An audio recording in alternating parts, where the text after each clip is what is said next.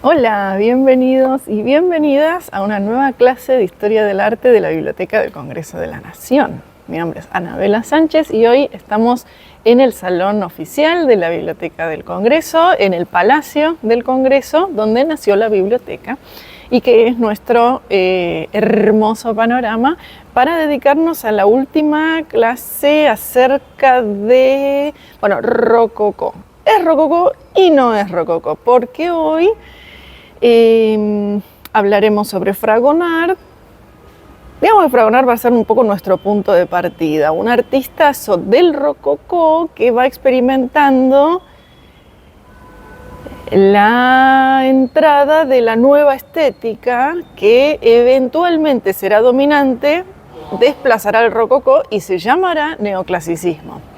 Hasta que se llame neoclasicismo, hasta que se vuelva dominante, en todo caso mejor dicho, la podemos asociar con el estilo Luis XVI. Recuerden, venimos hablando de Luis XV. Bajo Luis XV, en la regencia, antes de Luis XV, teníamos brillando a Watteau. Después brilla en la pintura Boucher durante Luis XV. Y ahora vamos a tomar a Fragonard y a otros artistas. Vamos a hablar un poquitín de escultura también.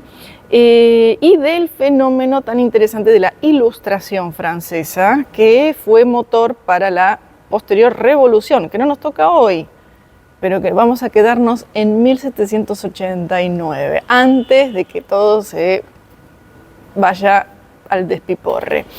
En fin, vamos entonces con una primera imagen que nos va a servir como para orientarnos entre lo que venimos viendo y lo que vamos a ver. Ahora,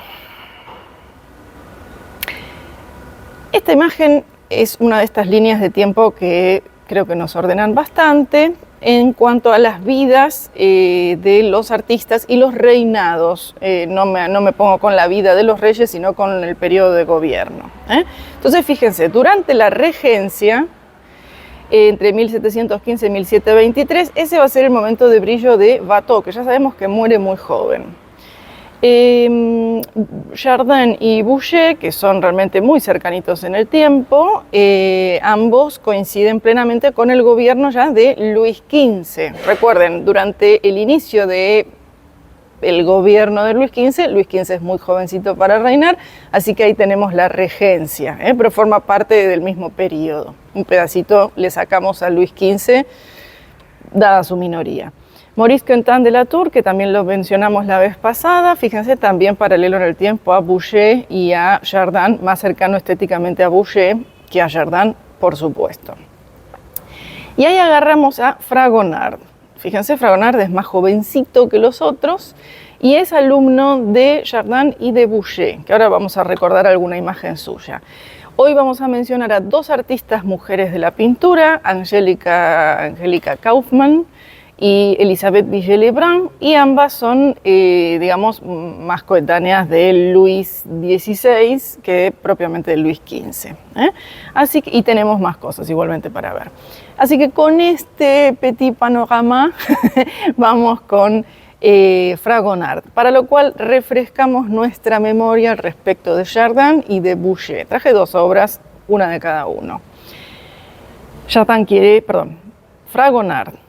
Jean-Honoré Fragonard quiere ser artista y primero va a acudir a formarse en el taller de Boucher. Y Boucher dice, todo bien, tout bien, pero yo no estoy para formar mentes jóvenes, necesito gente un poco con alguna formación más. Así que primero Fragonard entonces va primero a Boucher. Boucher le dice, ¿por qué no vas con Chardin? Así, fíjense, relacionamos artistas entre sí. Chardin es el que le va a dar la primera formación a Fragonard y después ya sí Fragonard va a poder ir al taller de Boucher, que es mucho más rococó y es el camino que Fragonard va a seguir.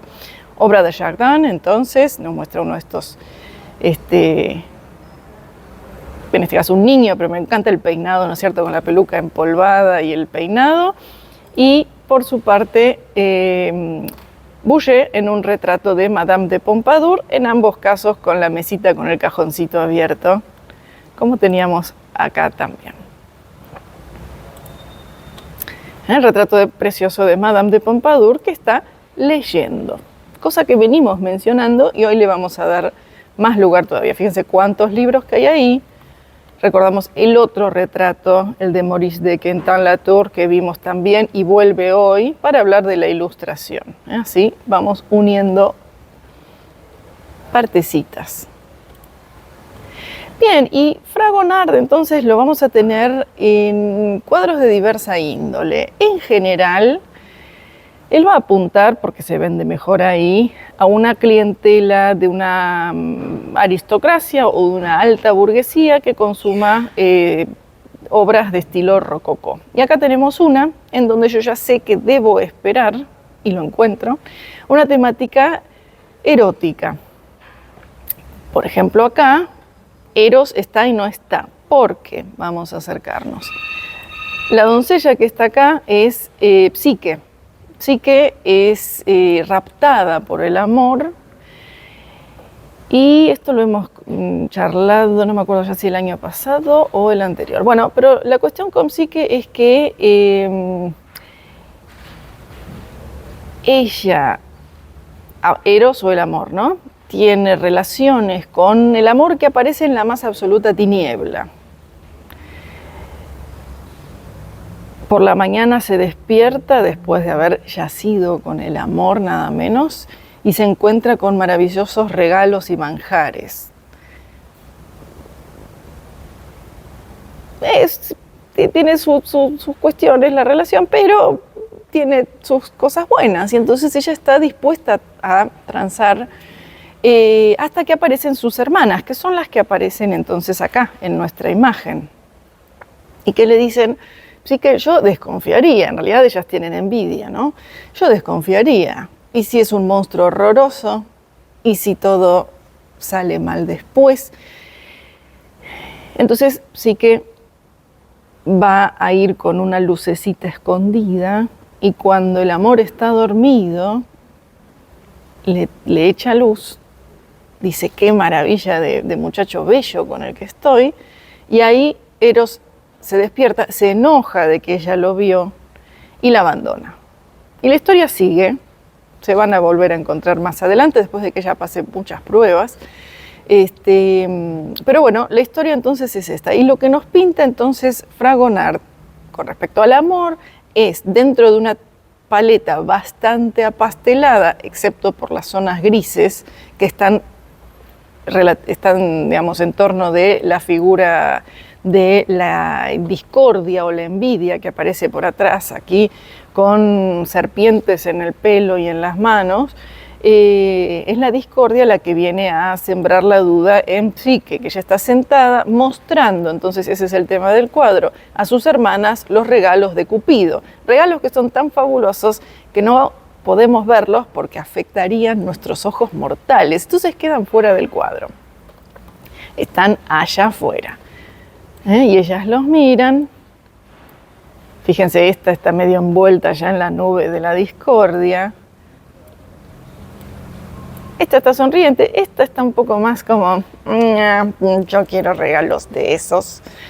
Y Psique inocentemente muestra, mientras es adornada, y le traen cositas y joyitas y demás, ella muestra, vestida de blanco, como corresponde a la inocencia, los regalos de Cupido, o de Eros, ese es el nombre del cuadro. Así que entramos a través de un cuadro mitológico. Mitológico, erótico sí, pero con un contenido. Porque ustedes recuerden que con Boucher veíamos obras mitológicas, pero prácticamente sin contenido, eran más bien una excusa para mostrar desnudos femeninos.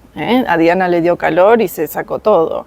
A Afrodita le dio calor y se sacó todo. ¿Es mitológico? Sí y no. En este caso es mitológico, están vestidas y entramos a través de una mitología erótica, pero alta mitología.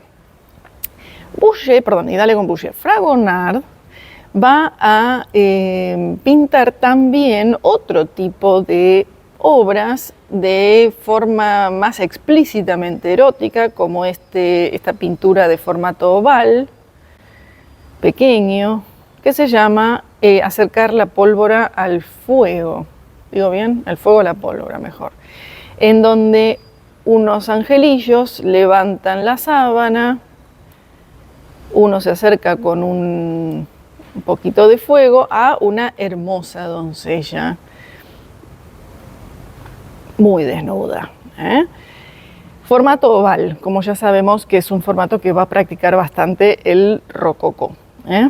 Y que estamos, por cierto, apreciando elementos que forman más parte de la intimidad, que ya venimos diciendo, es un, no sé si llamarlo invento, pero es un, bueno, invento que empieza en este periodo, ¿eh? En el siglo XVIII.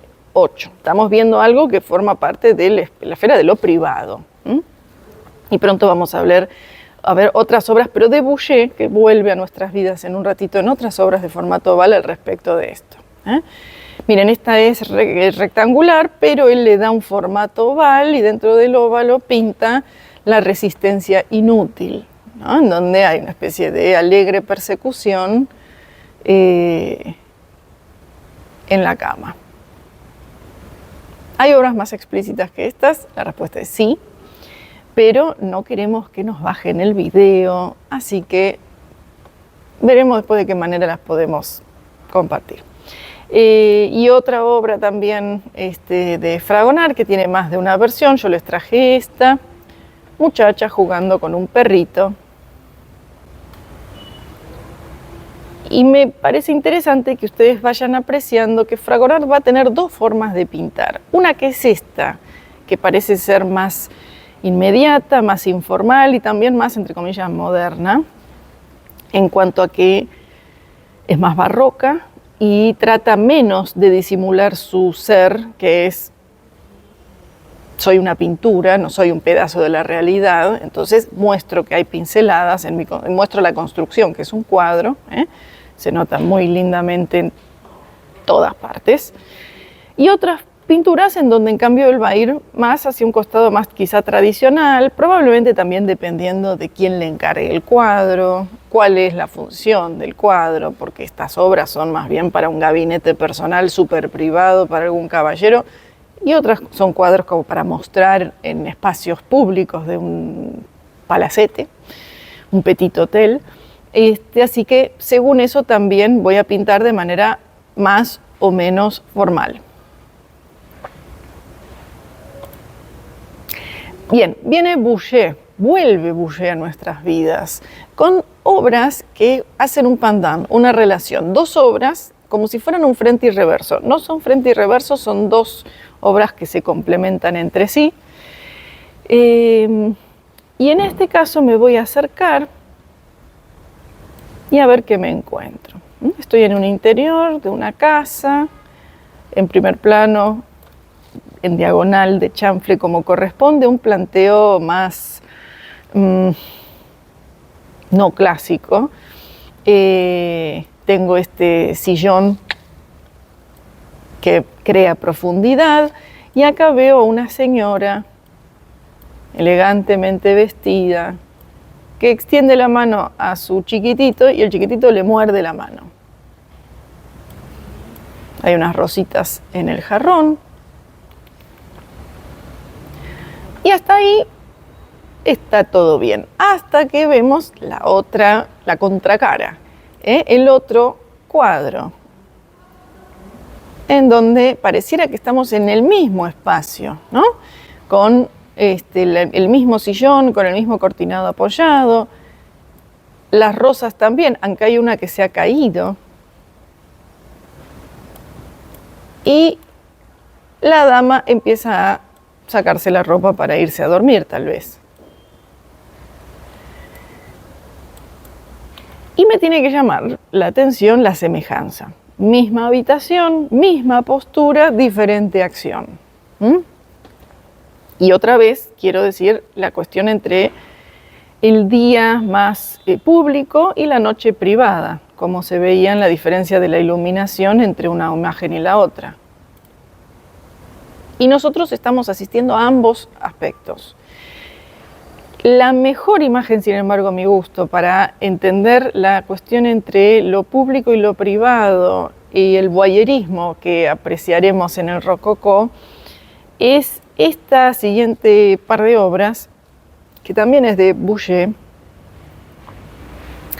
en donde en esta primera imagen vemos a una señora, una chica, jugando con un perrito. Me acerco. Perrito que está en dos patitas, ella tiene un anillito, como también tenía la chica que jugaba con el perrito de Fragonard en la cama. Unos anillitos con los cuales juega con el perrito. Unos muebles, muy bien, otra vez hacen esquina, hacen chanfle. Una imagen que me recuerda a un Happy Buda, estos budas gorditos que vimos en obra de Boucher también hace un par de clases, o una sola en realidad. Y allá, Tuki, me sorprendo porque hay alguien, un señor que mira desde la ventana, sonriente, y dice, oh, lo que ven mis ojos. ¿Qué ven sus ojos? Es la gran pregunta. Cuando miramos la contracara de esta otra imagen, vuelvo a ver los mismos elementos. Ya no está el perrito, hay una florcita caída, vuelve a estar el mirón ahí atrás y la señora hace pipí en una, no sé, palanganita pequeña, no sabría cómo llamarla. Se levanta la falda y hace pis. Entonces yo me vuelvo a preguntar, ¿no es cierto? Vuelvo a pensar en las cuestiones de lo privado y lo público. ¿Y qué es lo que ve el señor? El señor, el mirón, probablemente ve lo mismo, la misma espalda de la chica. Apreciemos la semejanza en la postura.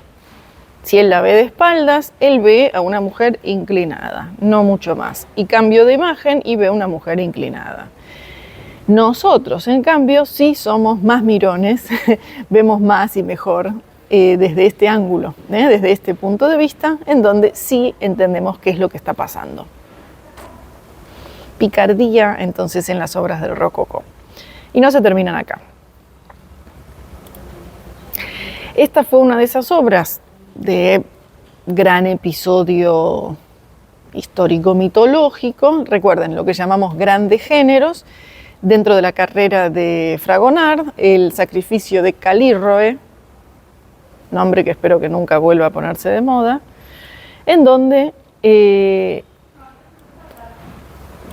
es una historia un poco parecida, tiene su semejanza con Romeo y Julieta. Hay un doble suicidio. Calíroe creo que es una princesa y Coreso, que es un sacerdote de Dionisos, está enamorado perdidamente de ella, pero ella no le presta atención. Entonces, el dios Dionisos, Baco, dios de la locura, entre otras cosas, se enoja ante esta injusticia y hace caer la locura en los habitantes de donde sea que ellos estuvieran, que no sé dónde es. Todos enloquecen. Calidón, miren, me lo anoté y todo. Todos enloquecen. Alguien que no enloqueció consulta a un oráculo. ¿Qué hay que hacer para salvar a toda la gente de la locura? Y el oráculo dice, hay que sacrificar a Calíroe. Y Coreso, viendo que no queda otra, dice, no, yo me sacrifico por ella de tanto que la amo. Y se mata. Y ella, viendo lo que ha ocurrido y el amor tan grande que él tiene por ella, ella entonces decide, maravillada, suicidarse también. Yo les tengo que decir que no entiendo por qué, bueno, se llama el sacrificio de Calíroe, pero este es él y esta es ella. Y no le veo muchas heridas mortales a ella. Y este tiene que ser él. Debería ser el sacrificio de Coreso. Pero bueno, más allá de eso, lo que quiero decir, más allá de eso y de Coreso, si quiere Fragonard, hace cosas grandiosas. Estas obras se exponen en el salón, el espacio de exposiciones en donde se muestra lo que los alumnos estos aventajados de la academia. Fragonard inclusive gana el Prix de Roma, el premio de Roma, ¿no? Y vuelve, tengo que mostrar, ¿no es cierto?, todo lo que aprendí al pueblo francés que me costó el viaje. Pinta, expone, la gente queda maravillada. Obras como esta, sin embargo, después le van a jugar en contra cuando, por ejemplo, vamos a un par de años más tarde, literalmente 2 años más tarde, en 1767, Fragonard expone en el Salón este enjambre de cupidos. Me voy a acercar otra vez, un formato oval. Y está lleno de botes que flotan entre las nubes. Hermoso entonces el enjambre de cupidos, pero ahí va a aparecer un señor, vamos con su imagen, Diderot, Denis Diderot, uno de los filósofos de la Ilustración francesa, que frecuenta los salones y escribe lo que piensa acerca de ellos. Y sin saberlo está inaugurando una disciplina novedosa, que es la crítica de arte. Diderot, que de arte conoce a través de frecuentar salones. Diderot, que lo hemos mencionado creo yo la vez pasada, y si no lo hacemos ahora, al elogiar la obra de Chardin. Qué bien Chardin con el aire que circula entre los objetos que representa, en las acciones llanas pero elevadas de la gente que pinta. Bueno, Diderot mira el enjambre de cupidos de Fragonard y nos deja lo siguiente, que comparando el cuadro con una hermosa tortilla delicada, amarilla, bien cocida, un omelette de cupidos. Señor Fragonard, cuando uno ha adquirido un nombre, precisa también tener más amor propio. Y con esto lo que está haciendo es referirse a, si sos capaz de pintar a Coreso y Calirroe, ¿qué te pasa? Que estás complaciendo a este tipo de pintura y clientela de magro contenido. Qué elegancia la de Francia. Así que bueno, Diderot diciendo cosas. Ya va a volver a aparecer Diderot en un ratín. Ya que estamos con la cosa erótica, sigamos, pero desde el costado escultórico. Un par de ejemplos nomás como para situarnos.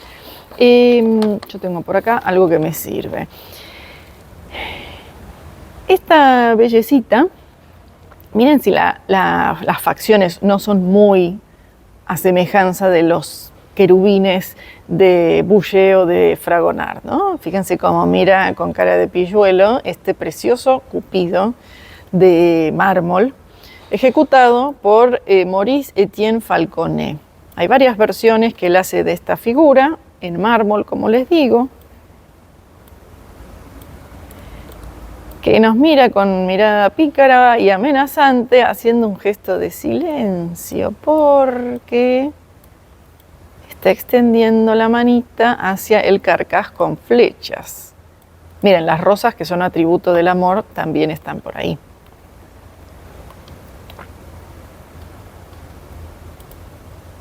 Por cierto, retrato, miren qué bonito y qué aspecto medio de libertino, ¿no? Que tiene, con el pelo suelto y todo, Etienne Maurice Falconet, el escultor que recién veíamos, acá retratado por otro escultor que es Lemoine el Joven.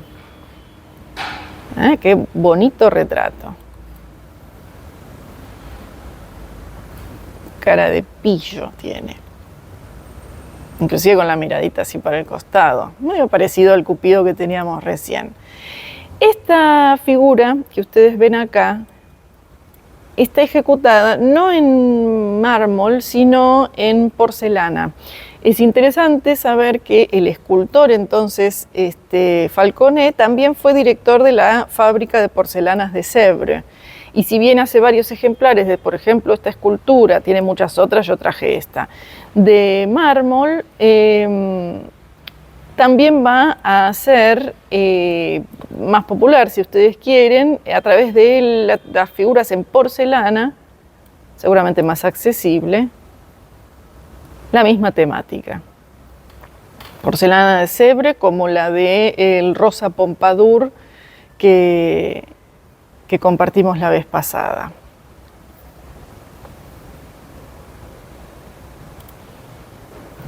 Me encanta esta pieza del mismo Falconet, Leda y el cisne. Siempre la temática es erótica. Acá son Leda y una amiga. Ahí aparece el cisne. Y realmente la comprensión del cuerpo femenino es una maravilla. Otra vez porcelana. Que Francia ha admirado mucho de los objetos importados de China y ha finalmente, poquito a poco, logrado aprender la técnica, imitarla y desarrollar formas nuevas. Así que algunas figuras de Falconet y alguna que ya conocemos si vimos y tenemos que haber visto, el apunte sobre historia del arte acerca del Petit Trianon que tuvimos hace algún tiempo, la verdad que ya no sé cuánto.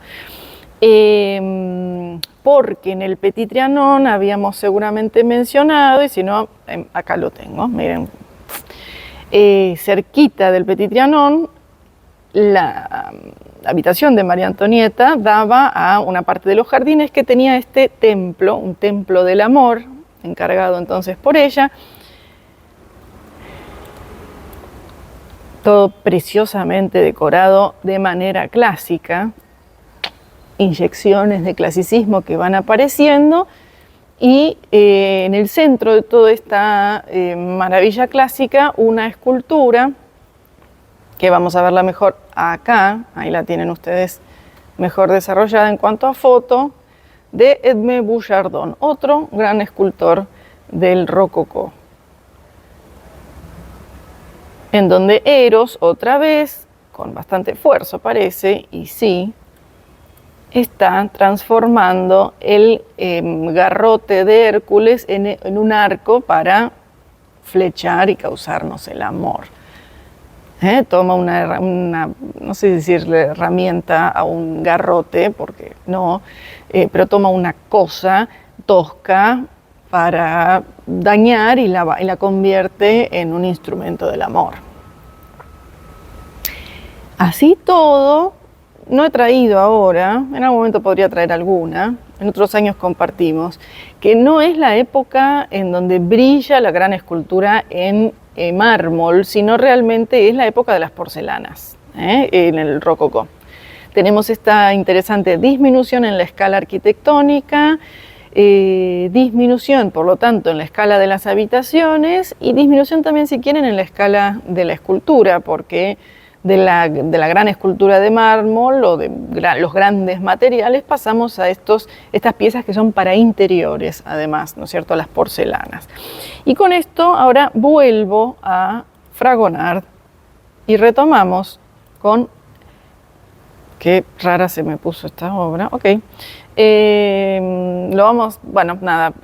una obra oval que no es de Fragonard, pero que nos viene muy bien para asociarla con la próxima, que es la obra más conocida de Fragonard, El Columpio. Enseguida voy con ella. Esta obra se llama La Lectura, es de Gabrielle François Doyen, y me voy a acercar a ella para que vean a una bella joven, elegantemente vestida, leyendo un librito junto con su perrito que lo tiene ella en el regazo, en formato oval. ¿Por qué ponemos a Doyen? Porque este señor recibe el ofrecimiento de parte de, vamos con el nombre, del barón de Saint-Julien, que le dice, Monsieur Doyen, yo quisiera que usted pintara un cuadro un tanto controversial. Quisiera que apareciera una dama siendo amacada por un obispo o un sacerdote, me parece que era un obispo, ante la divertida mirada de su amante. Y Doyen dice, yo no estoy para estos trotes, ¿por quién me ha tomado caballero? No. Entonces el barón de Saint-Julien toma la sugerencia de Doyen, que le dice, ¿por qué no vas con Fragonard? Y Fragonard dice, yo no tengo mayor problema. Y ahí nace quizás la obra más famosa de todo el rococó, que es El Columpio. Obra preciosa realmente. En donde hay algún pequeño cambio, porque no es explícitamente un obispo.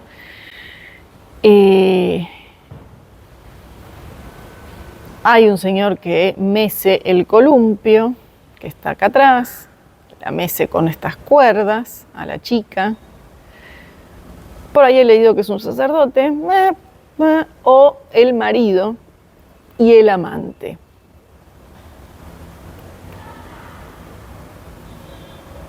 Vamos a verla desde arriba hacia abajo. Todo este follaje tan tupido, tan interesante, tan diferente de lo que eran los jardines franceses del siglo anterior, en una naturaleza un tanto desatada. Se columpia, o es columpiada, mejor dicho, esta doncella,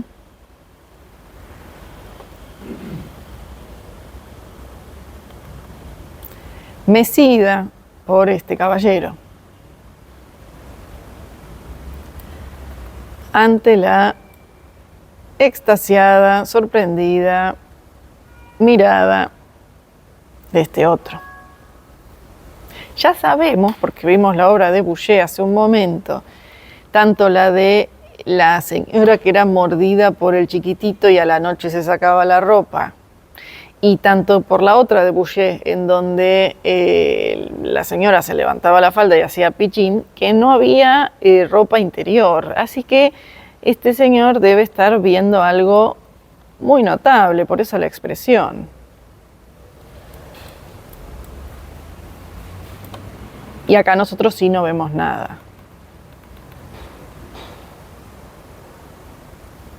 Parecida, parecidísima, seguramente tal vez hasta un homenaje, miren. Al Cupido que teníamos hace un momento de Falconet, este Cupido, que ahora pienso que en una de esas es que está haciendo el gesto de silencio porque voy a sacar una flechita y qué será lo que pase, porque sabemos que las flechas de Cupido pueden ser de oro, pero también pueden ser de plomo. La irreverencia del zapatito que sale volando y que en una de esas golpea al propio Cupido es un gesto simpático también para apreciar. Aquí tenemos dos figuritas de Eros con acá me tienen que creer. Yo en general trato de probar las cosas que les digo, pero en este caso no y me tienen que creer. Esto que ven acá es un delfín. Así se esculpe a los delfines desde tiempos bastante remotos. Este es el ojo, esta es la boca. Y el delfín es otra vez un atributo del amor. Créanme, en general no los he defraudado. Busco no hacerlo. Y un perrito, fíjense, ladra ahí, inquieto, el perrito de la fidelidad.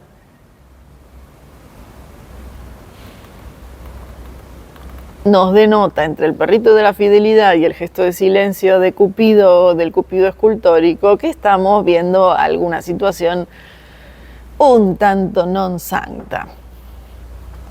Obra más famosa entonces de Fragonard.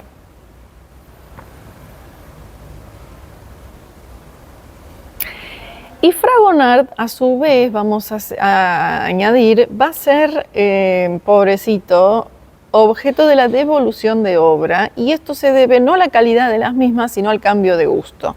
Acá vamos a darle cabida a Madame du Barry, que fue la última amante de Luis XV, y que acá está retratada por una de estas dos artistas mujeres que vamos a ver dentro de un ratito, que es Elisabeth Villiers-Lebrun. Acá, entonces aparece la última amante de Luis XV. Y Madame du Barry encarga a Fragonard 4 obras, yo creo que les traje 2, Fragonard las pinta, las entrega y ella le dice no. Y elige otras. Y esto es interesante. ¿Qué será lo que elige? ¿Qué es lo que rechaza? Vamos a ver las obras entonces que trabaja Fragonard para ella. Acá tengo el progreso del amor. En todos tanto las que pinta Fragonard como las que pinta el que va a reemplazar a Fragonard, la temática es el amor en todos los casos. Otra vez estoy ante una naturaleza con mucho lugar, no esa naturaleza medida geométricamente como veíamos con un Luis XIV. Y tengo una parejita. Ella parece que estaba sola y tranquila y para su sorpresa, y mira para atrás, alguien nos vio, llega subiendo por una escalera su novio, su amante, lo que ustedes quieran. Él viene muy contento, ella en cambio dice, opa.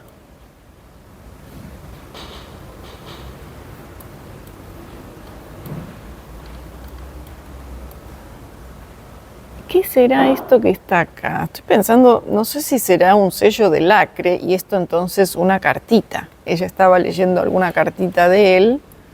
Miren una y otra vez la situación de objetos creando profundidad, haciendo en disposiciones diagonales escorzos.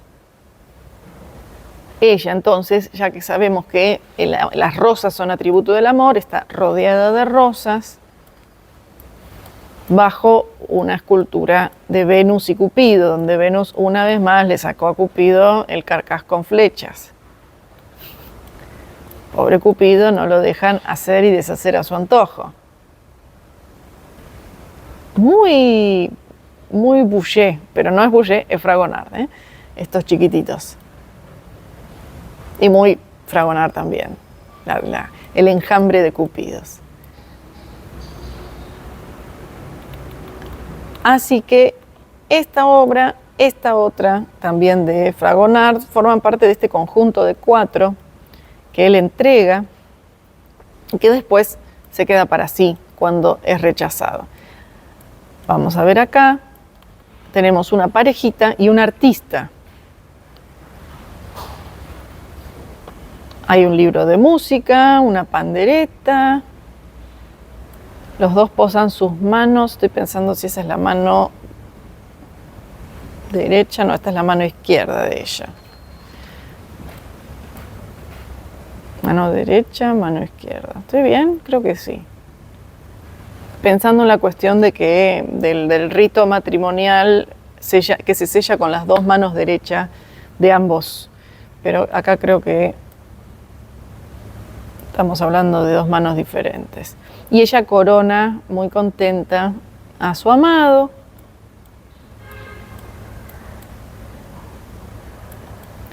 E insisto en que aprecien la cantidad de diagonales, inclusive a través de las miradas. Él la mira a ella lo mira al artista, el artista los mira a ellos y se dirige. Entonces tenemos un juego de dinamismo y profundidades que es importante que apreciemos. Así reconocemos la obra del momento. Él está haciendo algún tipo de bosquejo sobre un papel muy oscuro. Pero ahí me acuerdo también de los papeles azules sobre los cuales trabaja Maurice Quentin de la Tour y me quedo más tranquila. Estaba muy nerviosa. Más rosas y vamos a ver qué escultura tenemos acá. Eros está dormido. Siempre Eros. Y bien, acá entonces tengo otra vez un Fragonard que hace una propuesta rococó, pero sorpresivamente es rechazado. Quien es en cambio elegido es, y apreciemos el cambio de gusto, a ver si podemos, hay una diferencia. ¿Qué piensan ustedes? Esta es obra de Joseph-Marie Vien, que va a volver a aparecer más adelante, dentro de poquito.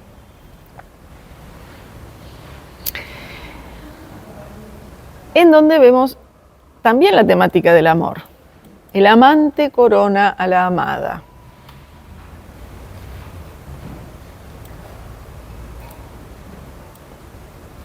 Y parece que esta otra chica le extiende a ella, que extiende el brazo, lo quiere coronar también a él. Me hace pensar un poco en el intercambio de alianzas matrimoniales, ¿no? Otra vez una escultura de Eros. Bian es un artista que, habiendo hecho sede en Roma,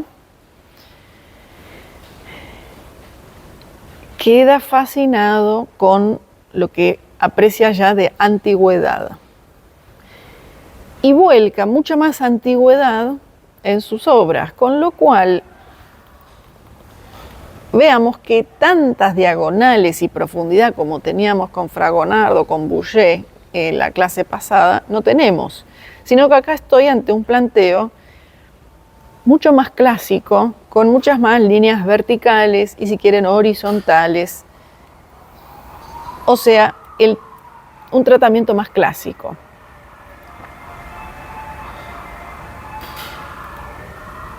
Y de Bian también les traje otra más, en donde el amor está dormido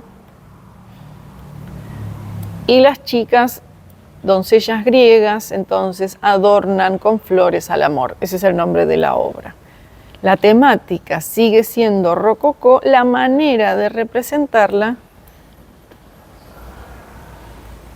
empieza sutilmente a cambiar. La vestimenta, fíjense que es otra, no están vestidas a la moda del momento, como sí nos pintaba Fragonard. Tienen una vestimenta más atemporal, más clásica.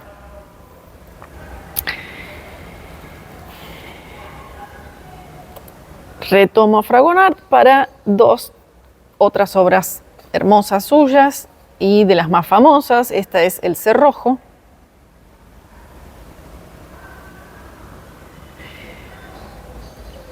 Me acerco un poco, así veo que estoy ante un enorme lecho con cortinas, medio caótico, rojo. Una manzanita.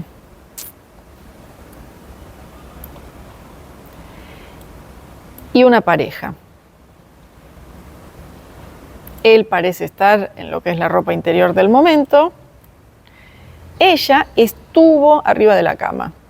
Y en algún momento ella dice, basta, me quiero ir. Y él, que ha colocado un cerrojo de manera ridículamente alta en la habitación, cierra la puerta. Y no voy a decir nada más, pero no hagan esto. Fíjense otra vez cómo resalta la esquina de la cama y si no me daba cuenta de la tentación a través de la manzana, me lo están diciendo bastante explícitamente.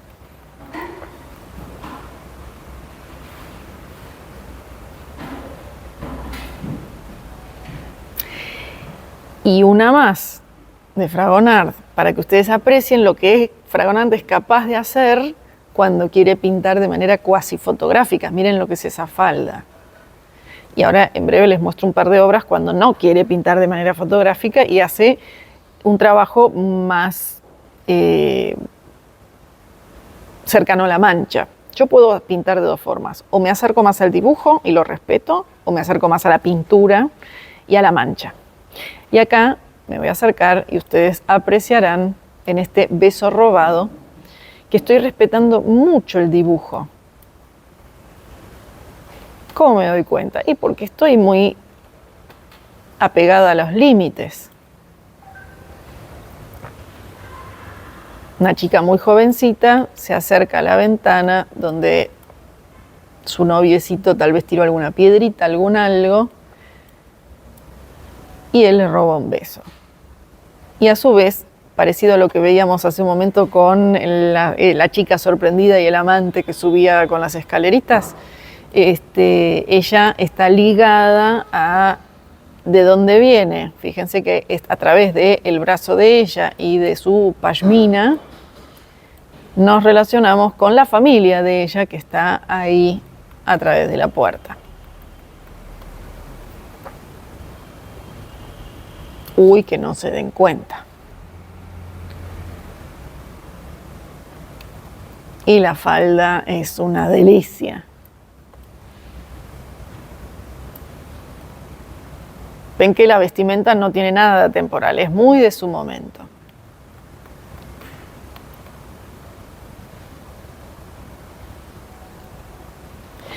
En cambio, cuando Fragonard quiere, puede pintar de manera diferentísima. Como ustedes ven acá, La Inspiración se conoce esta imagen. Seguramente no tenía título. Ven que es muy de cultivar mancha.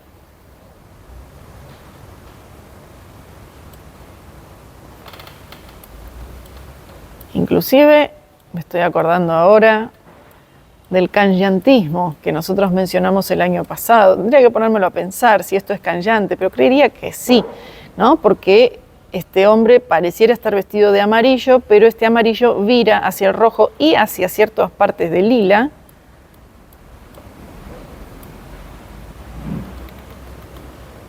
Respondiendo a los colores que le convienen a la obra y no a la descripción de la tela, porque me parece que la tecnología del momento no daba para telas tornasoladas que te cambian de amarillo a rojo y a lila en el momento.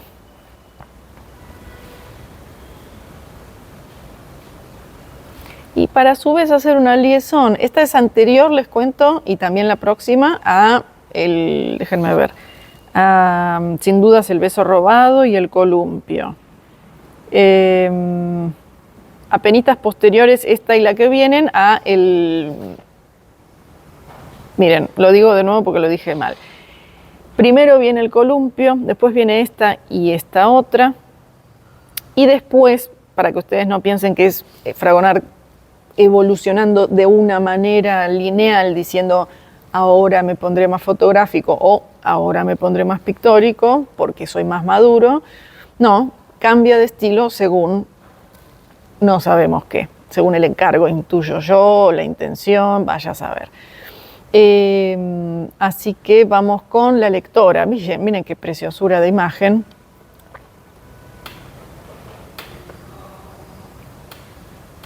Tiene sus semejanzas, ¿no es cierto?, con la obra de recién. Otra vez, fíjense en la aparición de múltiples colores. Realmente Rubens fue muy importante para, sin dudas, Boucher. Y Boucher fue maestro de Fragonard. Yo veo acá una continuidad, ¿no? Hablamos de Rubens porque es el gran maestro barroco del color. Y acá yo tengo que notar estos celestes sobre violeta, lo explícito de la pincelada y su aplicación.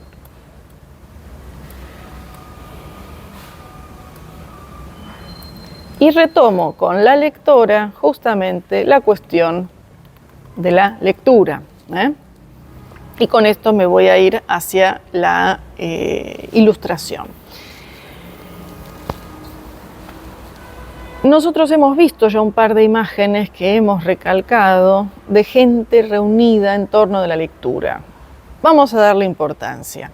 Recordemos una vez más que cuando venimos de siglos anteriores, salvo imágenes de evangelistas o profetas, era raro encontrarse gente con libros o pergaminos, elementos de lectura. Si había, nos daban cuenta de que esas lecturas eran de tipo sacra, eran de lecturas de textos sagrados. No les diré la Biblia, pero tal vez alguno de los múltiples libros que compone la Biblia. Acá, en este cuadro que es de 1730, o sea, ya tenemos a Luis XV gobernando jovenzuelo, y me doy cuenta que la paleta todavía no se volvió más apastelada, obra de Jean-François de Troyes. Vemos a un conjunto de damas y algunos caballeros que comparten la lectura de Molière, comedia, entonces, probablemente. Comedia de tiempos de Luis XIV. No es un texto sagrado, es un texto profano. Le estamos compartiendo la lectura cómodamente situados. Esta señora se inclina hacia adelante, tal vez para hacer alguna pregunta. La decoración con estos candelabros asimétricos me remite bien al rococó.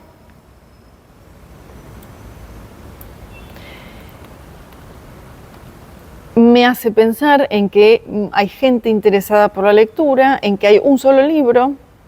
Me induce a pensar entonces que tengo que tener, para hablar de una democratización de la cultura, tengo que tener más gente que lee y más elementos para leer. Ambas cosas empiezan a ocurrir entonces en este siglo XVIII, y cuando empiezan a ocurrir, digo empiezan, no piensen que de pronto todo el mundo lee, no. Va a haber más interés, va a haber más objetos, entonces más libros y más publicaciones en general, folletos, periódicos, con una cierta periodicidad, y esto va a dar origen a otras formas de escritura, quizás más inmediatas, como será el nacimiento del periodismo. Fíjense que nació, hace un rato con Diderot decíamos, los salones, la crítica de arte, y damos también origen entonces en este siglo al periodismo, que es una escritura que tiene una inmediatez, es más corta, es más rápida y se refiere a sucesos más recientes. Y más accesible, más barata también va a tener que ser. Todo esto va a fomentar una democratización entonces del conocimiento. La burguesía va a empezar a adueñarse. Ya no es monopolio de la aristocracia la cultura. A partir del siglo XVIII, la burguesía empieza a hacerse más dueña, de hecho, inclusive, que la aristocracia. Salones son salones de casas en donde se exponen obras. Miren, la semana que viene vamos a estar hablando de pintura inglesa de la misma época. Y ahí tendremos a los mismos artistas que en su casa muestran su salón, seguramente tendrán su taller y además el salón donde muestran los cuadros que vienen pintando. Y la gente paga alguna pequeña tarifa por entrar a mirarlos. O sea, tengo gente interesada también en pagar por esto. Acá tengo entonces un salón, el salón de Madame Geoffrin, que es esta que está acá. Ella ofrece su salón. En Francia no se pagaba, les cuento, por ir a estos salones, pero supongo que algún tipo de invitación constaría. Ella ofrece su salón, se cuelgan cuadros, pero en esta ocasión, en cambio, además están reunidos algunos señores de bastante importancia. Pues este señor es alguien con esa banda cruzada en diagonal. Muchos de estos son retratos. Yo no les puedo decir de quién, porque no sé, y tampoco los puedo identificar, pero miren, este tiene también un emblema muy importante. Todos estos caballeros y algunas damas, acá está Madame Geoffrin, están acá compartiendo la lectura de cierta obra de, nos lo muestran en el busto escultórico, Voltaire. Voltaire es otro de estos señores que con el tiempo conoceremos como los filósofos de la Ilustración. Uno de estos entonces, como Rousseau, que hace un ratito mencionábamos, traen elementos innovadores a su época, piensan su época, cuestionan su época. Esperen que me quiero servir de un papelito que tengo por acá. Hoy viene con muchos papelitos. Voltaire, por ejemplo, escribe versos satíricos contra el regente Felipe de Orleans, el que gobierna Francia mientras Luis XV es menor de edad. Versos satíricos contra el que gobierna. Yo no sé cuántos versos satíricos, no lo sé, en una de esas había muchos contra Luis XIV, pero me parece que no había muchos y que es un signo de cambio de época. Escribir en contra de las costumbres licenciosas del regente de Francia, por ejemplo. Va a ser exiliado después cuando Luis XV sea rey, en algún momento va a ser molesto para Luis XV o para sus ministros, consideremos también la figura de los ministros, y va a ser colocado como prisionero en la Bastilla. Que nos vaya sonando la Bastilla, porque algún día será un símbolo muy importante. Así que fíjense que nos reunimos a compartir la lectura de pocos elementos de lectura. En este caso es el libro de Voltaire y todos nos reunimos a este acontecimiento social. Y ahí tenemos un retrato de Voltaire, como para darle carita a este señor. Voltaire, que va a ser también objeto de la quema de sus libros bajo el gobierno de Luis XV. Ahí tenemos una ilustración al respecto.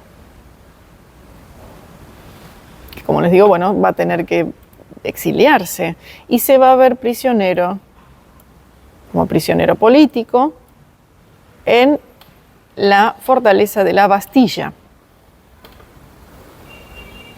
Algún día, gente muy enojada va a tomar la Bastilla como símbolo del reino de Francia, del poder estatal del reino de Francia, y la va a destruir. Y ahí arranca la Revolución Francesa. La toma de la Bastilla es el símbolo con el cual inicia la Revolución Francesa.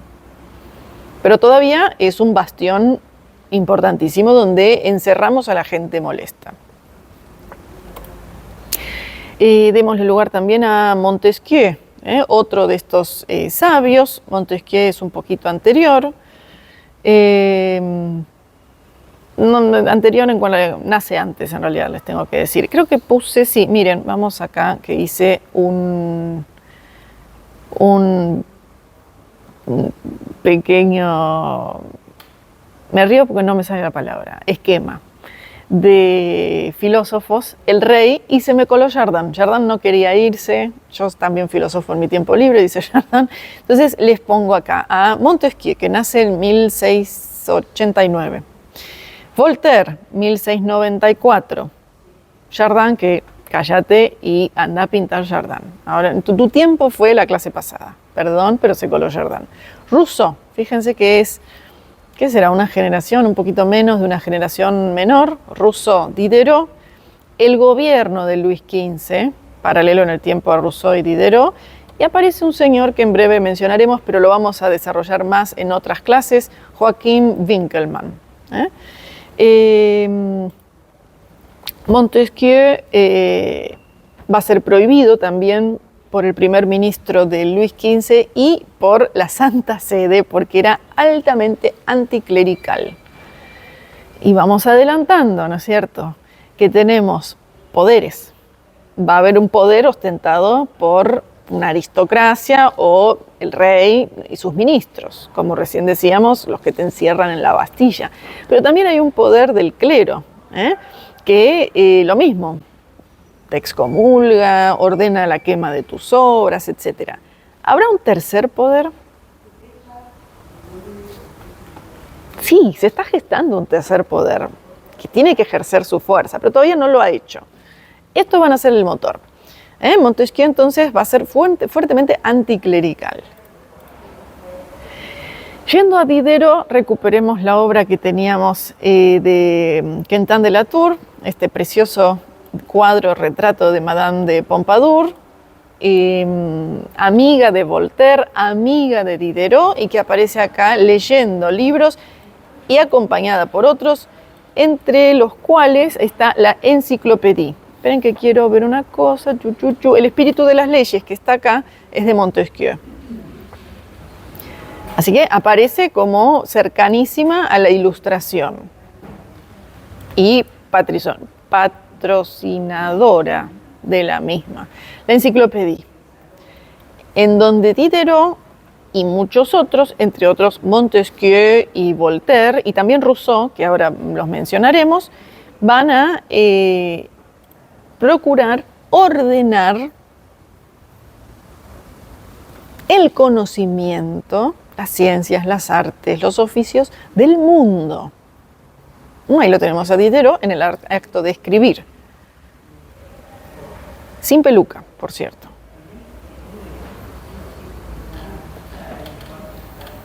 No creo que simbolice algo, pero tiene una informalidad y me señala un eventual cambio de gusto, el abandono de la peluca, quizás como un elemento más aristocrático, ¿no?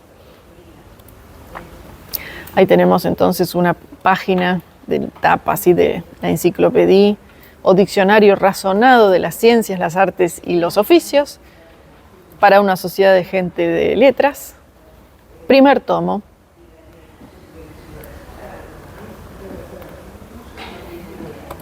Y el ordenamiento, qué complejo, del conocimiento humano.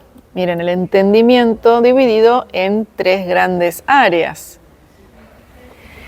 Y yo pensando en esta imagen, imaginación, razón y memoria, pensé, qué bien, me gusta mucho más memoria como tema, como palabra, para asociar algo que estuvimos viendo nosotros un par de veces ya el año pasado, cuando hablábamos sobre Botticelli y sobre Durero, porque ambos, recuerdan, se basaban para sus obras en los textos del filósofo Marsilio Ficino.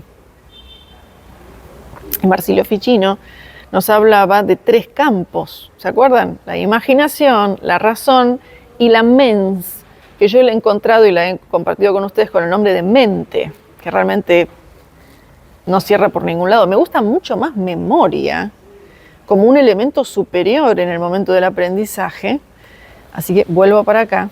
Ahora vuelvo con... Imaginación es el territorio más bajo, entre comillas, es el que estamos compartiendo nosotros ahora, que es el pensar a través de las imágenes. Esa es la imaginación.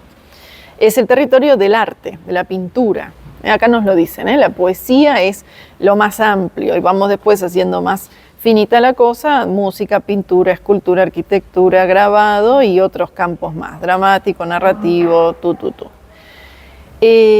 Así que imaginación, razón y memoria. Y entonces ahí los vuelvo a relacionar con lo que compartimos el año pasado, en donde la imaginación, según una de estas lecturas que teníamos de las obras de Botticelli a través de Panofsky, que lee a Marsilio Ficino, la imaginación estaba representada a través de la Venus terrenal, la razón a través de Mercurio, que no se relaciona con los elementos de la imaginación, le da la espalda y busca vincularse con un elemento que le es inaccesible, el cielo,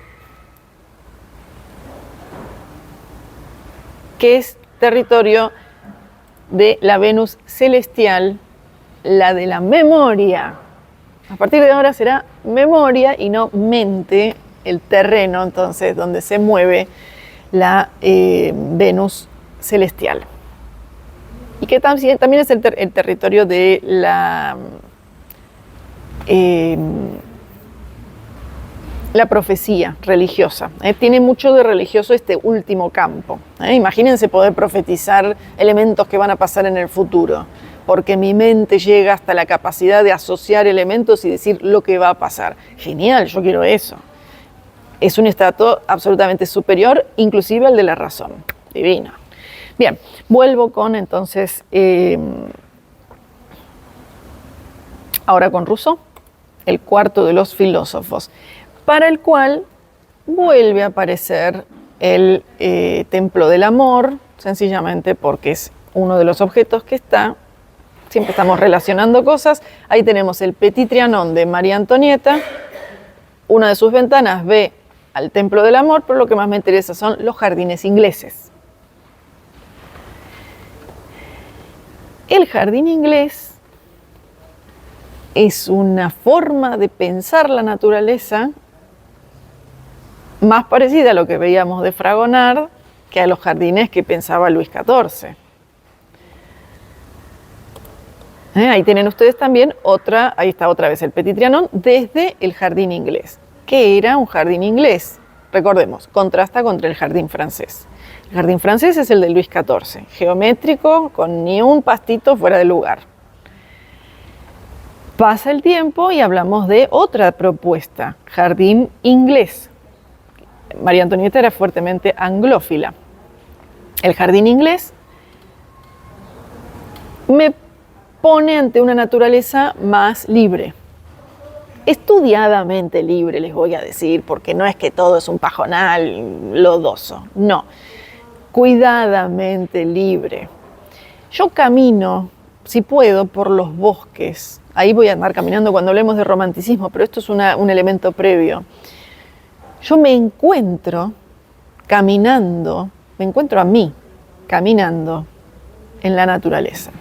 Pienso en el bosque, pienso en la playa, pienso en lugares entonces lejos de la civilización. Una versión más cercana a eso es un jardín inglés. Yo encuentro mi ser acercándome a la naturaleza y distanciándome de la civilización. Y estas son palabras de este otro entonces, el cuarto de los sabios de la Ilustración, Jean-Jacques Rousseau, pintado por Maurice Quentin de la Tour. Lo conocemos este retrato en pasteles. Este es entonces Rousseau. Rousseau dice que nacemos en un estado de pureza que se corrompe conforme nos vamos civilizando. Fíjense qué interesante, porque en esto se opone a la idea de progreso que van a plantear los otros filósofos ilustrados. La sociedad corrompe. Es la sociedad la que causa las desigualdades y las injusticias. Y yo, alejándome de eso, me repurifico y me vuelvo a encontrar. Interesante. En función, saquemos en función. Dando vueltas a esas ideas, es que, fíjense, hay un clima de época que favorece plantear jardines diferentes. No es que Rousseau diga, hagamos jardines así. Nadie dice nada de esto, sino que hay un aire de época diferente. Rousseau escribe ciertas ideas, se van a plasmar de diferentes formas de manera práctica, en los jardines y en el cambio de la moda y de la pintura. Así que seguimos. Y vuelvo a tomar algo que vimos en nuestra primera reunión, en donde hablábamos de María Antonieta y el cambio en la moda. María Antonieta, acá estamos viendo, pretende, a través de tal vez la lectura de Rousseau, hacer cambios en su vida. Llevar una vida más normal, menos contaminada por todo este protocolo pesado que ha impuesto un Luis XIV. Y entonces se exhibe, literalmente, ¿no es cierto?, en un cuadro pintado por Elisabeth Villers-Lebrun y que ya sabemos, lo hemos compartido, fue escandaloso. Este primer cuadro de 1783 que causó desconcierto, entre otras cosas, y furia, porque la reina austríaca se mostraba en ropa interior en público. Cuando en realidad, no, María Antonieta se está haciendo pintar con una vestimenta diferente de la que se esperaba, una vestimenta más natural, no la vestimenta que tuvo que hacerse pintar en el mismo año para exhibir y reemplazar el cuadro de recién por la misma artista y que, como ustedes pueden ver, es muy distinto, ¿no es cierto? A ver, acá teníamos un vestido de muselina, un sombrero de paja. Acá tengo un peinado más elevado, más elaborado, con las plumas también, pero con no se llama corsé, pero no importa, encorsetada, ¿no es cierto? Y con todo el armazón que requiere el abultamiento de las faldas. Una obra entonces tuvo que reemplazar a la otra. Bueno, María Antonieta está yendo en esa misma dirección, El equivalente de un jardín inglés es esto. El equivalente de un jardín más francés, pero no es el jardín francés en sí, que ese es Luis XIV, es un poquito más esto, más formal.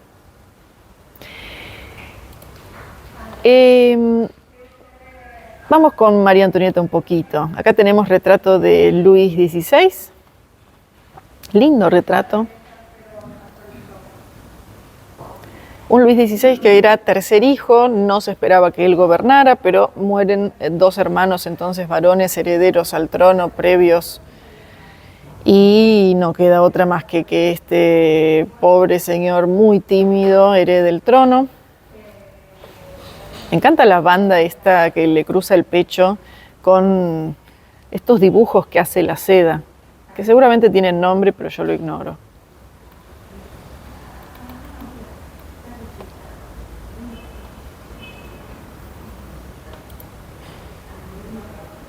Ahí ponemos a los dos en pareja. Una pareja que otro signo de debilidad de él y de maldad de ella es que tardan 8 años en concebir hijos. Muy criticados ambos, y cuando finalmente tienen hijos ya es medio tarde en cuanto a que la función de ella era darle hijos a Francia y es tan austríaca que no puede. Estos dos reyes, bueno, van a pagar los excesos de reyes anteriores también, ¿no? Vamos con la moda. Miren ustedes la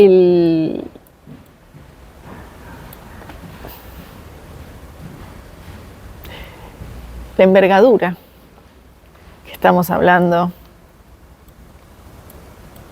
de vestidos y adornos, otra obra de Elisabeth Vigée-Lebrun, y que nos representa a una María Antonieta con un peinado súper extravagante, diferente del anterior que veíamos. Este es previo. Miren, si ustedes ven señoras con peluca empolvada muy grande, pregúntense si va hacia lo alto o hacia lo ancho. Si va hacia lo alto es anterior. Entonces fíjense que voy muy hacia arriba. A ver, la que tengo acá va más hacia lo ancho, es posterior.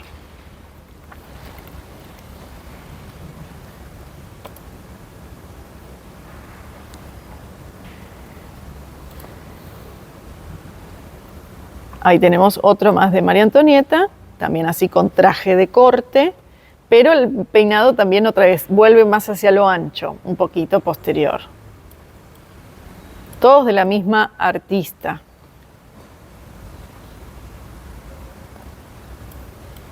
Vigée-Lebrun, que acá otra vez me voy a agarrar otro papelito.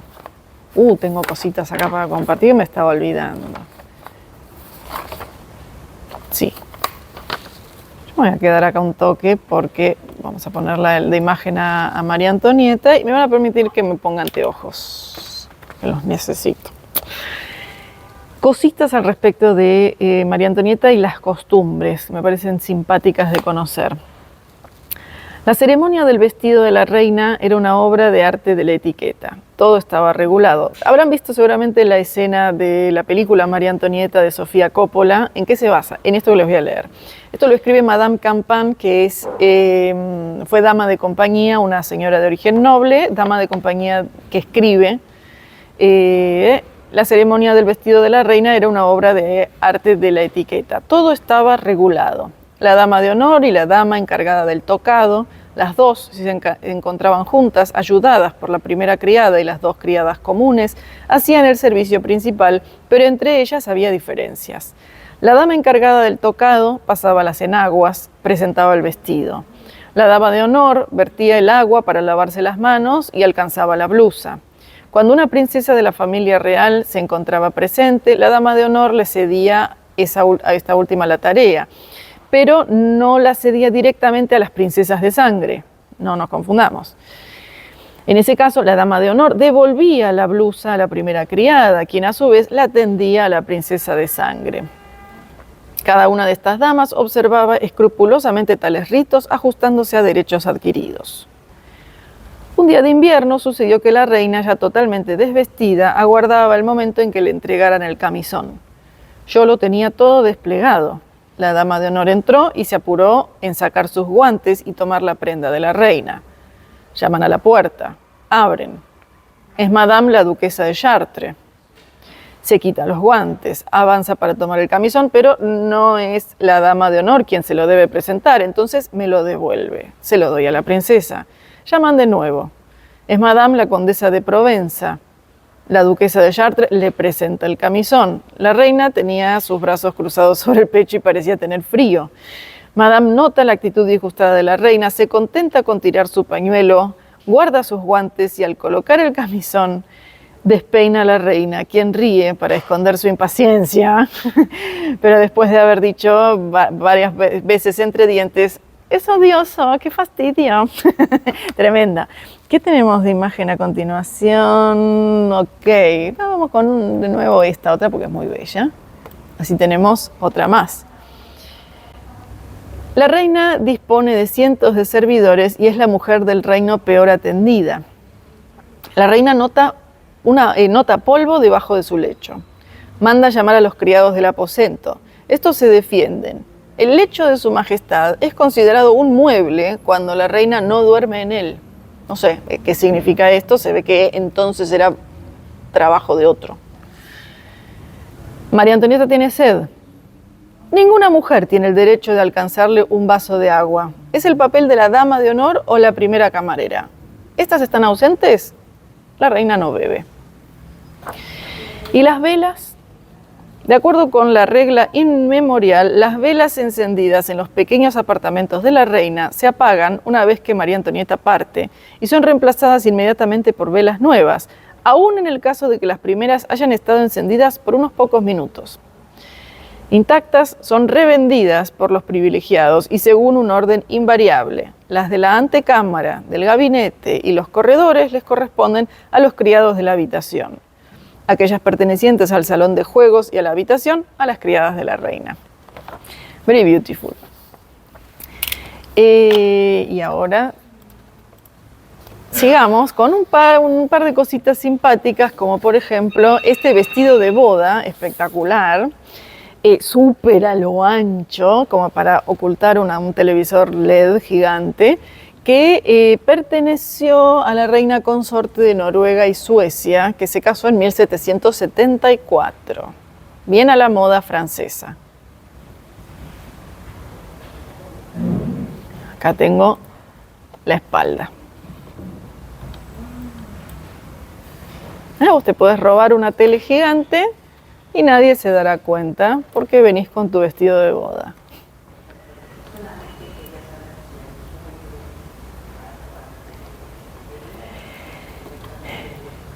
Peinados. Los ingleses se van a reír mucho de los franceses. De hecho, Voltaire, si yo no estoy mal, se exilia en Inglaterra hablando muy bien de su sentido común. Fíjense que Voltaire es muy crítico de aristocracias y sus costumbres que siempre lo separan de la gente que tiene que trabajar. Fíjense si acá con esta simpática caricatura, este hombre que imagínense irrumpe eso en la habitación, el pájaro también, los gatos, todos están espantados, entró una señora con un peinado ridículamente alto, exagerando la moda francesa. Una dama francesa en Londres. Las caricaturas son siempre muy divertidas. Esta dama está enojada porque a su vez los pájaros vienen a reclamar sus plumas. Nos dejaron sin plumas para tu tocado de porquería. Bien, este señor se extiende para alcanzar alguna. A mí igual les voy a decir que la moda de esta época me parece súper maravillosa, súper divertida, no así la moda de 1830. ¿Vieron esas cosas que son tan feas que son lindas? La del rococó a mí me divierte mucho. La moda de 1830 no.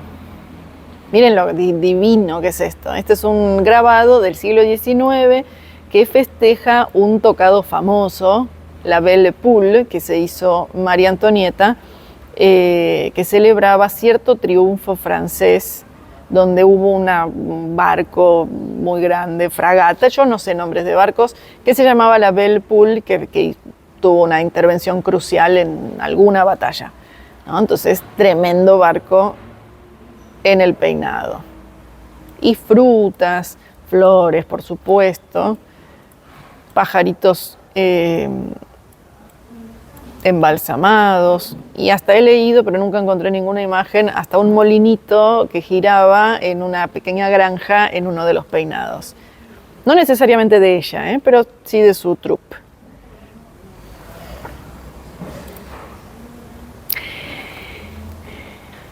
Mientras tanto, tenemos que ir dejándole lugar a otro elemento más que nos va a llevar al cambio de gusto y hacia dónde se va a dirigir. Ya entendemos que filosóficamente hay gente que está poniendo una mirada crítica. Un Diderot que dice tortilla de cupidos, nada de enjambre de cupidos. Otros filósofos, un Rousseau que dice vamos más hacia una mayor naturaleza, menos agobio por parte de la cultura. Y a la vez mencionemos algo que dijimos alguna vez. 1738 se redescubre Herculano. 1748 se redescubre Pompeya.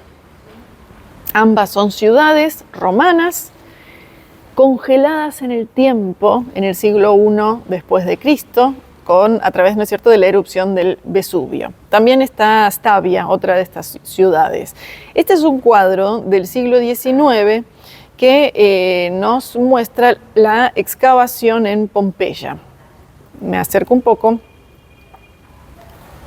Así ven a esta chica que a su vez aprecia, mientras otras señoras llevan escombros en las canastas, escombros, tierra, las pinturas que adornaban las paredes entonces de las casas.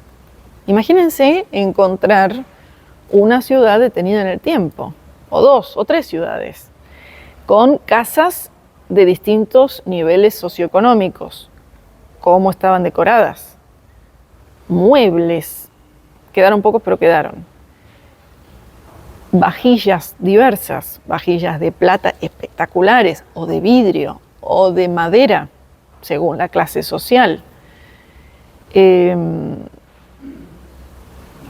Hasta comida ha quedado de entonces, en estado carbonizado tal vez. Fue, imagínense, una posibilidad magnífica de resumergirse en la cultura antigua. Y esto es lo que va entonces a estar ocurriendo. Ahí ocurren estos dos descubrimientos arqueológicos tamaño monstruo y van a influir enormemente en el arte. Miren esto. Esto es una pintura muy simpática realmente el tema, que se encontró en la ciudad de Stabia, en la villa de Ariana, y que se conoce, o sea, pintada entre el año 1 y el año 50 después de Cristo, se conoce como la vendedora de cupidos. Venimos hablando de muchos cupidos hoy. Fíjense lo que debió hacer este hallazgo. Esta señora viene con una jaulita con cupidos a venderle a la dama que está sentada ahí, asesorada por esa otra señora. Hace un ratito habíamos mencionado a José-Marie Vian, que volverá a aparecer más adelante, vuelve ahora.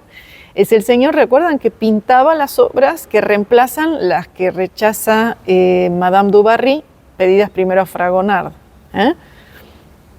Vian pinta de otra manera la temática del amor. Y fíjense que Vian, enamorado de lo antiguo, que puede apreciar cuando está él afincado en Roma, en Italia,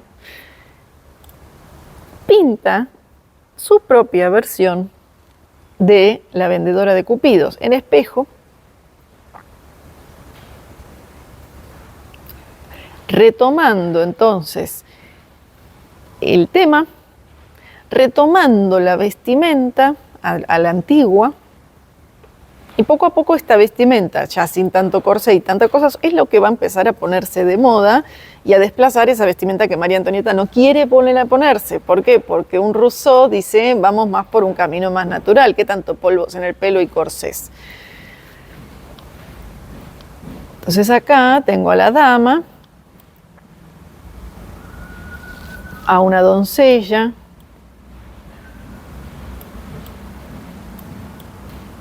Este me gusta, lo agarran por las alitas y el pequeño Cupido hace a la vez algo que podríamos muy bien interpretar como un... ay, no me sale ahora la palabra, pero para nada, es una expresión. Corte de manga, salió.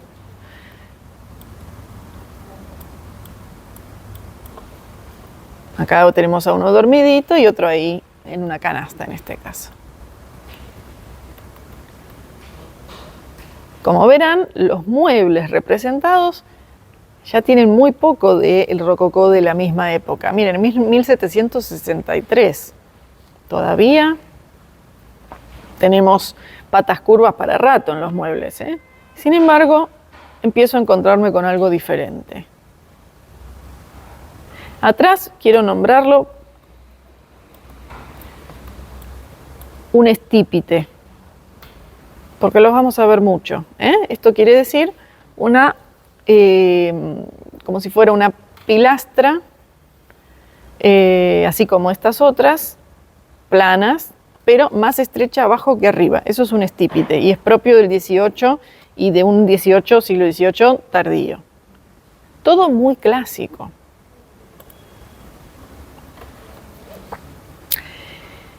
En simultáneo, en el mismo siglo, en la segunda mitad, vamos a tener a dos señores, James Stewart y Nicholas Revett, interesadísimos por la antigüedad romana, que solventados por una sociedad de diletantes ingleses en Italia, cosa que entonces vamos a estar ocupándonos la semana que viene.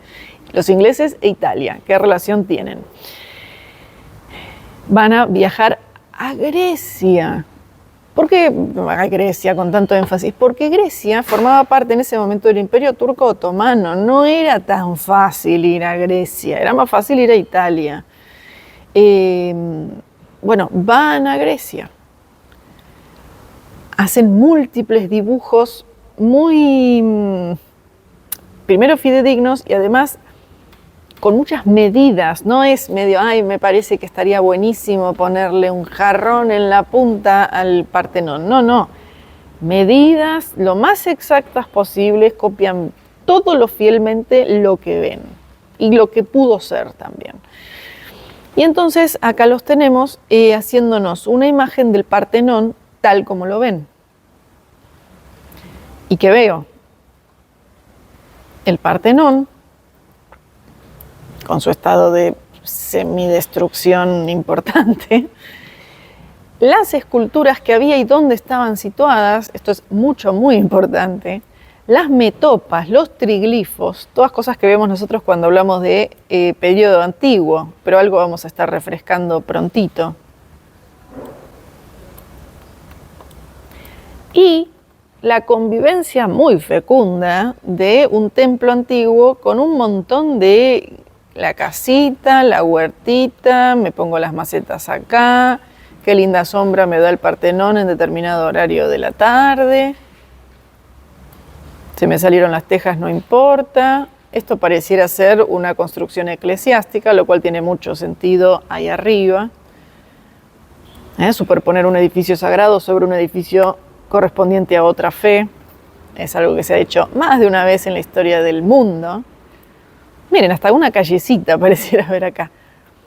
Me quedó bien, me instalo ahí. ¿Por qué? Miren qué interesante. Porque está buena la ubicación, porque es más o menos lindo y porque no le tengo especial respeto. Esto es lo que estamos viendo acá. En el siglo XVIII, fíjense, tengo gente que quizás movida por este hallazgo tan increíble como es una Pompeya o un Herculano, empiezan a mirar de manera diferente estas cosas que estamos dando por sentado. Yo puse imagen hoy. Sí, ahora vuelvo con esta. Esta es imagen de Roma, de la misma época, 1756. Piranesi nos pinta, nos dibuja el foro romano, en donde acá yo puedo apreciar el arco de Tito. Junto al arco de Tito Hay un edificio, pareciera más tirando renacentista. No sé bien qué es esto, pareciera ser una puerta. Bueno, la cantidad de edificios random que podían crecer alegremente junto a las ruinas era posible porque me viene bien el espacio, me viene bien la geografía, estoy cerca de lo de mi vecina y me construyo acá mi casita. Lo cual me habla de una cierta falta de respeto por lo antiguo. Y a la vez, mostrarme esta situación me está mostrando que hay gente que empieza a decir, ojo, que esto es muy valioso. El tema es la ruina, que vaya apareciendo esta palabra, las ruinas de elementos antiguos. Vuelvo con Grecia. Hemos recuperado entonces Grecia y además estamos inyectándole una mirada que a través de estos ingleses con vinculación en Italia, miran y dicen, che, no es posible que la gente alegremente pueda agarrar un pedazo del Partenón y llevárselo a la casa para usarlo de sillón. Invento. No, las ruinas tienen que ser preservadas. Pensamiento novedoso para el momento, para nosotros es bastante obvio. Ahora que lo digo, la verdad que con tanto tonto que se sube a la fuente de Neptuno en Florencia, que talla su nombre en el Coliseo, me desdigo, pero deberíamos preservar las ruinas porque son únicas. Bueno, ese pensamiento empieza en este momento. Fíjense cuántas cosas que damos hoy por obvias ocurren a partir del 18. O sea, el siglo XVIII empieza a dibujar un mundo que cada vez más se parece al nuestro, donde los resabios un tanto medievales van a ir quedando ya sí definitivamente atrás.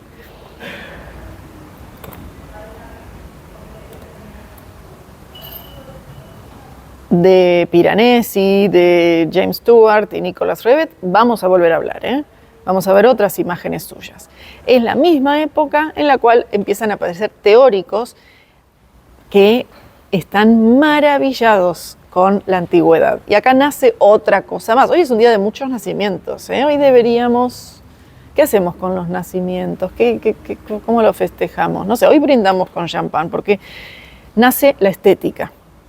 Este señor es Johann Joachim Winckelmann, un teórico a partir del cual nace el estudio de la antigüedad y lo que llamamos el nacimiento de propiamente la estética con mayúscula. Winckelmann también aparece como un literato, sin peluca, retratado por este otro señor. Fíjense cómo va cambiando la moda, Anton Raphael Mengs,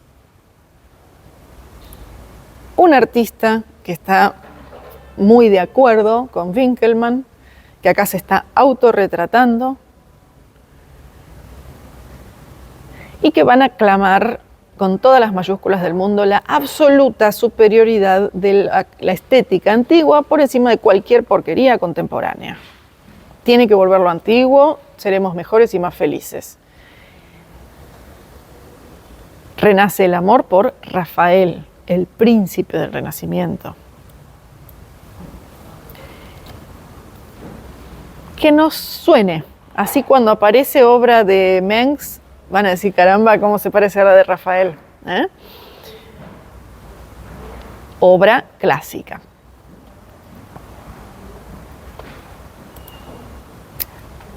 Vamos con nuestras dos artistas mujeres. Este vuelve a ser Winckelmann, pero acá retratado por otra persona. En este caso, Angelica Kauffmann. Ella es una artista de origen suizo, formada en Austria por su papá. El papá era uno de esos artistas. ¿Vieron esos artistas de poca importancia que crían genios? El papá entonces la hace pintora, parece muy talentosa también para el canto, tuvo que elegir entre una cosa y la otra, se decantó por el arte. Su mamá, a su vez, le dio una educación muy notable en cuanto a los idiomas, era políglota, hablaba con fluidez distintos idiomas, lo cual le va a facilitar mucho moverse entonces dentro del ambiente artístico y poder desarrollar sus dotes en distintos lugares. Va a brillar en Inglaterra, después se va a ir a Italia. Otra vez, Inglaterra e Italia, un solo corazón. Acá tenemos entonces a Angelica Kauffman pintando 3 niños de familia noble. La de la izquierda es la que más me interesa, es Georgiana Spencer, antepasada de Lady Di, por cierto. Y si vieron la película La Duquesa con Ralph Fiennes y, ¿cómo se llama esta chica? Keira Knightley. Es Keira Knightley, ella, la duquesa de Devonshire. Acá aparece de chiquitita, pintada por Kauffman. Más adelante, la semana que viene, la vamos a estar viendo a ella pintada por Reynolds o por Gainsborough. Angelica Kauffman viaja a Inglaterra y allí va a ser especialmente bien recibida por un pintor sumamente importante, acabo de mencionarlo, que es Sir Joshua Reynolds, coetáneo de Fragonard, por ejemplo. Le va a facilitar bastante el camino. Acá ella lo pinta a Reynolds ante su escritorio, fíjense, como un hombre culto ante la imagen de Miguel Ángel, por cierto.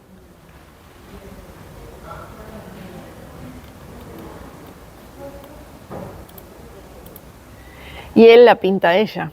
¿No es hermoso? Él la pinta a ella.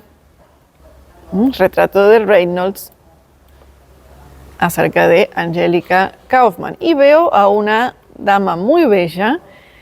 No está vestida a la moda que se estila en ese momento, sino más como una especie de dama atemporal, con el pelo sí elevado, un poco a la moda, pero sin empolvar. Estamos dejando de lado esas cosas artificiales de la cultura y naturalizándonos más.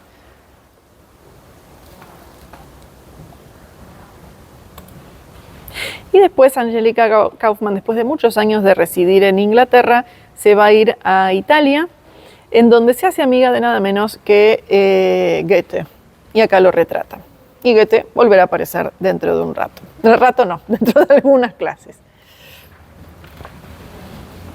Fíjense, me gusta relacionar gente VIP de la historia del arte y de la historia en general entre sí. A su vez, ya conocemos, porque hemos visto retratos que pinta Elisabeth Villiers-Lebrun, la vimos retratando a María Antonieta, ahora la retomamos, acá la tenemos autorretratándose.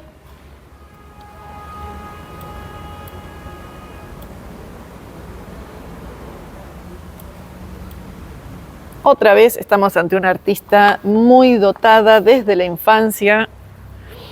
Se quedan de ella alrededor de unos 660 retratos, un montón.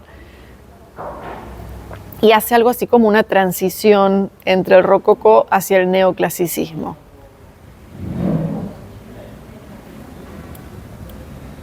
Está muy elegantemente vestida como para andar pintando con esa vestimenta. Pero recordemos cómo el año pasado hablábamos de Velázquez y su búsqueda de elevar, seguimos, elevar al artista del lugar de mero señor que hace cosas con las manos, ennoblecerlo. Entonces ella se viste de manera noble. Y por cierto, noten la vestimenta.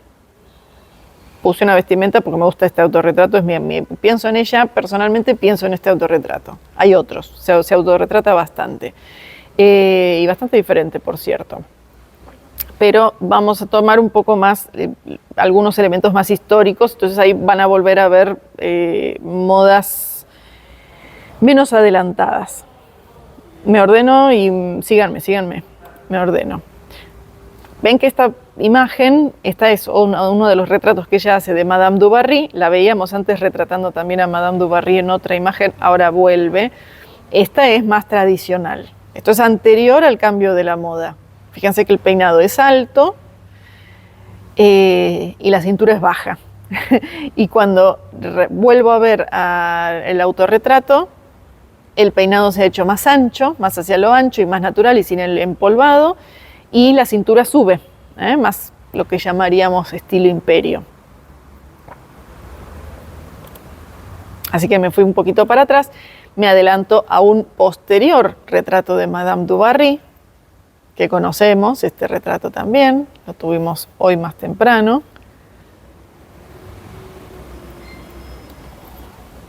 Hermoso retrato, bastante semejante al que posteriormente Elisabeth Vigée-Lebrun pinta para María Antoinette, con el vestido de muselina. Se parecen, pero sin la rosa, ¿no? Rosa que aparece cuando ella tiene que precipitadamente pintar el retrato de reemplazo. Retrata a la reina unas 30 veces, montón.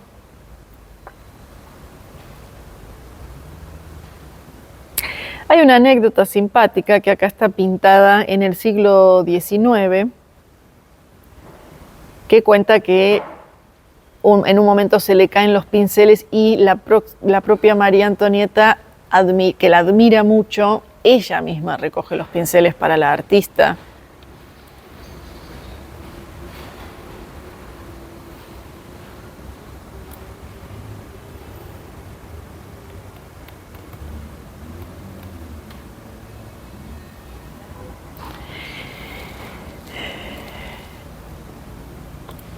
En 1787, procurando aplacar los ánimos enardecidos de la gente que está crecientemente descontenta, Vigée-Lebrun pinta y expone este cuadro en el salón. Ahora les muestro imagen del salón de ese año, y parece que se encierra temiendo que vengan con antorchas a matarla. No fue el momento. El cuadro cayó bien. Muestra a María Antonieta con sus hijitos. Este es el Delfín. Esta es la hija mayor, Madame Royal. No se llamaba Madame Royal, pero así la vamos a conocer, pues ya así la recuerdo yo ahora. Madame Royal, el Delfín, el otro hijito varón y la cuna abierta para mostrar a una bebé que después muere, así que es cubierta la imagen, ¿no? El lecho vacío.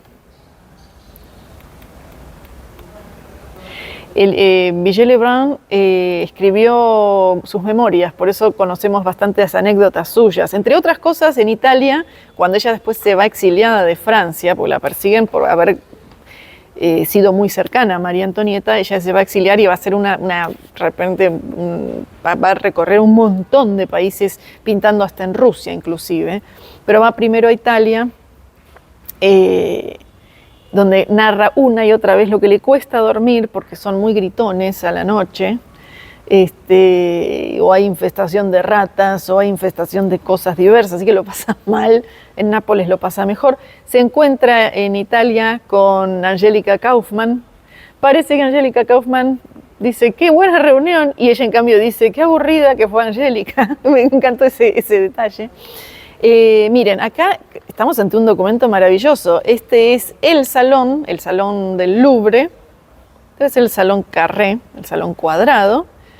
La gente deambulando, ahora me voy a acercar para que vean, los cuadros expuestos, y en el centro, miren la escala, el cuadro de María Antonieta y sus hijitos. Mucho retrato, el retrato brilla por todo lo alto. Voy a procurar dejarles el link de esta imagen en la descripción del video, así lo pueden mirar con mucho tiempo, pero me acerco un poco así ustedes ven el amuchamiento, otra gente que por qué se amuchan si hay más espacio. No soy muy partidaria del amuchamiento, no me gusta.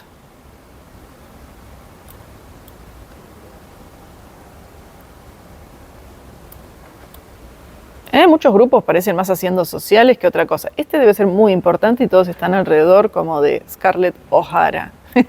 y los cuadros, las colgadas de cuadros que son abrumadoras.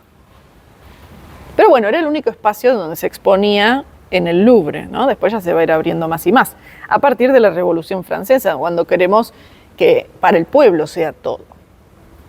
Ahí nace bien el museo propiamente. Y para ir terminando, comparemos la vestimenta de dos obras que pinta Elisabeth Vigée-Lebrun en el mismo año. ¿Qué año? 1789, el año de la Revolución Francesa. Acá tenemos a la Comtesse de la Chartre con un libro. Ahora ya sabemos bien por qué es lo que nos están queriendo decir. Fíjense el peinado a lo ancho, el sombrero de paja, la cintura baja todavía en esta dama, pero el vestido es como más tipo de muselina, más... No parece encorsetada ni nada de estas cosas, el pelo no está empolvado. Precioso retrato.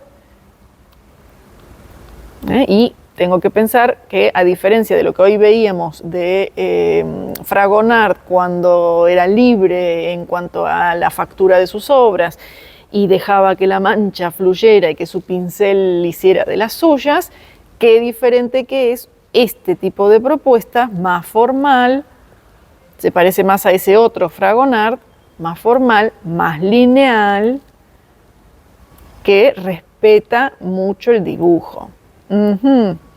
¿Por qué hablo con tanto énfasis? Porque estas van a ser las características del neoclasicismo. Hoy arrancamos hablando de rococó y terminamos ahí de hablar de neoclasicismo.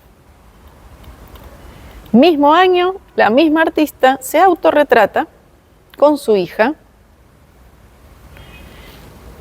vestidas ambas de manera atemporal,